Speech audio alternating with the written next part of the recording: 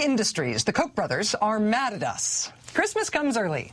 Koch Industries is the second largest privately held corporation in the country, founded by, let's call him Dad. Founded by Fred Koch in 1940. The company is still in the family. It makes chemicals, runs refineries, has its sketchy overseas subsidiaries, do business with Iran, even though that's supposed to be illegal for Americans. Koch Industries is doing great. They are doing great for the Koch family, for the Koch brothers who inherited the company from Dad.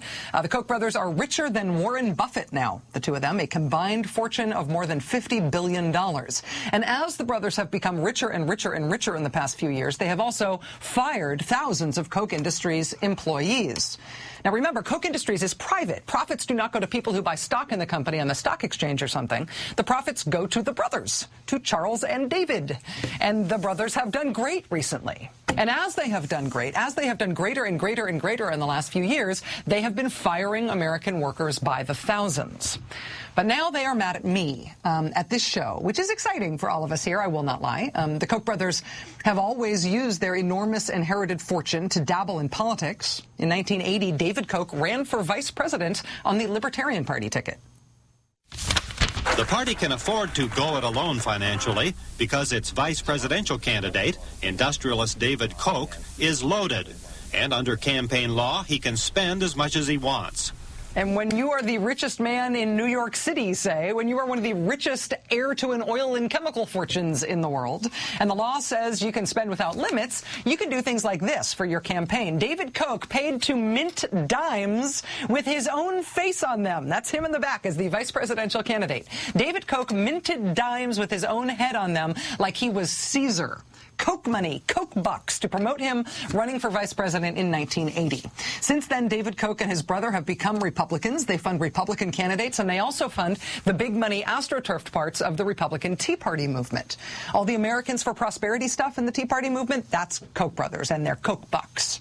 But in the midst of all that Koch brothers conservative activism, the brothers are still very busy. They still own Dad's giant oil and chemical conglomerate, right? Best graduation present ever. Keys to the kingdom. Operations in 60 countries, give or take a republic or two. Charles and David Koch are still running the empire that Dad gave them, only now they are running it in ways that try to make not just money, but also political points.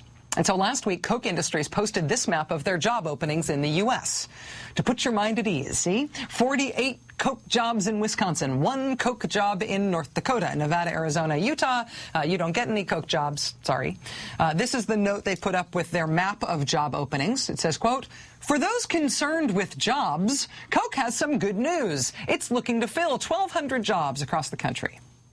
Now, to be fair, the Koch brothers do think about jobs a lot. For example, after Congress passed the first economic stimulus to create jobs in 2009, the Koch-funded Americans for Prosperity group ran ads attacking Democrats who voted for it. When the money from that stimulus started flowing to local governments to create jobs, the Americans for Prosperity group demanded that local governments reject that money.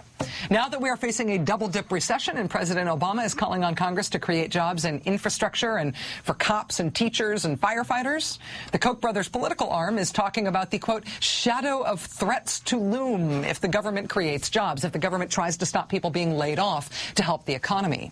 Backed by the Koch brothers, Americans for Prosperity has been driving around the country on a Cut Spending Now tour. The message from Koch in the face of the country's biggest jobs crisis since the Great Depression is, don't try to fix it. And if you're worried about jobs, hey, come work for Koch. America shouldn't try to do anything to fix the economy or make jobs. If you're worried about jobs, pshaw, we're hiring a few people. As we pointed out on our blog last week, there are currently almost 21,000 unemployed or underemployed Americans for every one of those jobs listed on the Koch Industries website. Almost 21,000 people, say, for that 1 Koch job in North Dakota. We pointed this out on our blog last week. Then a couple of days ago, the PR department at Koch Industries tweeted us a link.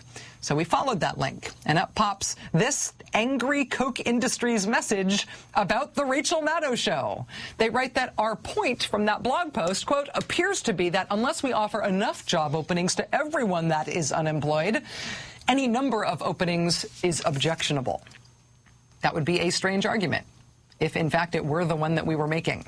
To help with their argument, which I think is that they're bigger than us, which we already knew, Koch also posted this animated map. So you can see how many job openings Koch Industries is advertising versus how many MSNBC is advertising. And obviously Koch Industries has us outnumbered by a factor of like infinity. MSNBC has not got even one job in North Dakota, and Koch Industries does have that one job there. So touche, you got us.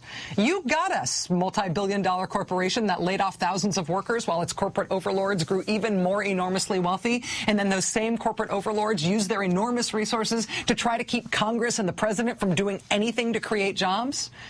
If I had become billions and billions and billions of dollars richer while firing thousands and thousands and thousands of Americans from their jobs, and then I had decided to spend multi-million-dollar chunks of my fortune trying to make sure that teachers and firefighters would get laid off and stay laid off, if I was that kind of guy, if I was the kind of guy who minted gold dimes with my own head on them, if I was the kind of guy who wanted to take money out of my pocket and see my own face looking back at me from the money, if I was that kind of guy, then maybe I would think it was reasonable to say, hey, if anybody's worried about unemployment, come work for me, and otherwise stay unemployed. But even if I was the kind of guy who minted myself onto coins, even if I was that kind of billionaire, I still cannot imagine using my multi-billion-dollar oil and chemical conglomerate to take shots by name at a producer for this show who, with 100% factual accuracy, simply reported what you did. We got nothing wrong here. There's no factual allegation that we got anything wrong here. This was just a shot at me, and specifically at a member of my staff by name. Charles Koch, David Koch, you are trying to intimidate the wrong people. This kind of thing is as pitiful from billionaires as it is from anyone. So I reiterate my many earlier invitations to you guys. Come sit for an interview. I would love to have you. Come sit for an interview and let's talk this out. Rather than having Daddy's company attack my producers one by name, feel free to man up anytime. Your beef is with me. So let's do this face-to-face right here, anytime. We would love to have you.